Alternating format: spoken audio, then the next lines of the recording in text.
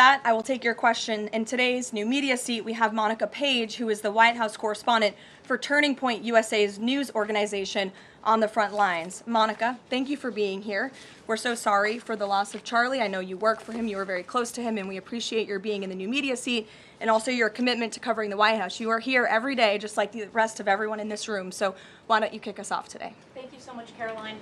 I don't think you realize how much it means to me to be here in this seat, especially on behalf of Turning Point USA and Frontlines. We greatly appreciate it. We also greatly appreciate the outpouring of support and just the really kind words that we heard yesterday at the memorial service. That means more to us than I don't think anybody ever knows. And even the global support that we're seeing for Charlie has been overwhelming, and it doesn't go unnoticed. So thank you so much. I have 3 questions, if I may, on the horrific murder of Charlie Kirk. Government and local officials said that Antifa inscriptions were engraved in these bullet casings that killed Charlie Kirk.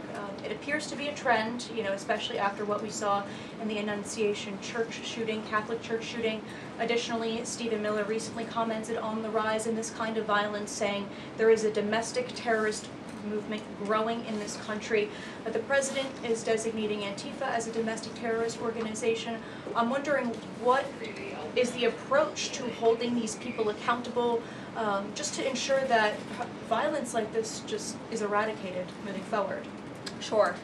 Well, Antifa is going to be designated a domestic terrorist organization. The president intends to sign that executive order very soon, as soon as it's drafted, as soon as today, later this afternoon. And this is something the president campaigned on, because we have seen a rise in violence perpetuated by Antifa radical people across this country who subscribe to this group.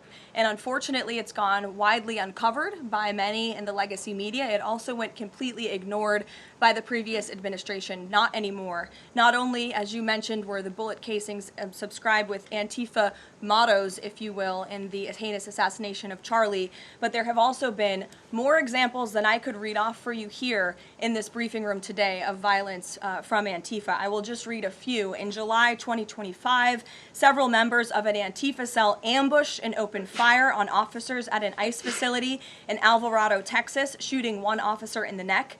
Also in July 2025, 3 Antifa members were charged with assaulting a police officer during a violent riot outside an ICE facility in Portland, which for weeks prior had been under siege from the local Antifa terror cell.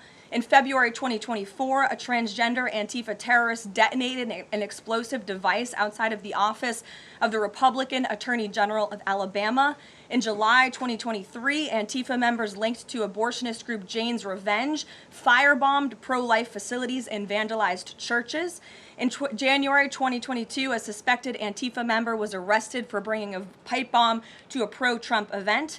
In January 2021, an Antifa supporter threatened to shoot police officers and Trump supporters outside of the Florida State Capitol building. Again, I could continue to list many more examples for those in the room who don't believe this is a serious threat to American safety and our national security, but this administration knows that it is. That's why the president will be signing this order. And we will also be, most importantly, looking at who is funding Antifa and who is funding these other violent left-wing groups that we've seen perpetuate so much crime and mayhem across our country. Thank you. And Charlie Kirk died exercising his First Amendment right, willingly debating, conversing with everybody and anybody. That was what he did. So what message does this White House have now to all Americans who feel like they are too afraid to express their beliefs, their values, their morals in the wake of such horrific violence? I think the president has answered this, and I will leave it to his response, Monica, where he so beautifully said, we have to keep fighting. We have to keep speaking up. We have to keep speaking our mind.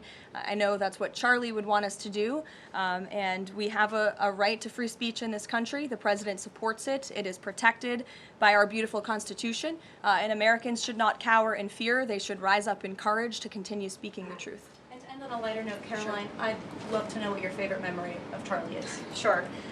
Charlie was a great guy, and he was, of course, a very influential person in the conservative movement, in the MAGA movement. He was so helpful to the president during the campaign and to all of us who worked on that campaign, that historic campaign.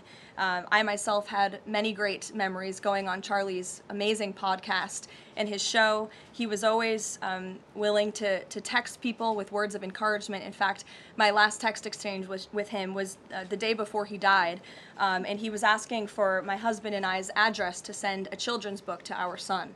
And I think that just speaks to the type of person that he was. And I know so many of us here at the White House are going to miss him very much. Thank you, Caroline. Thank you.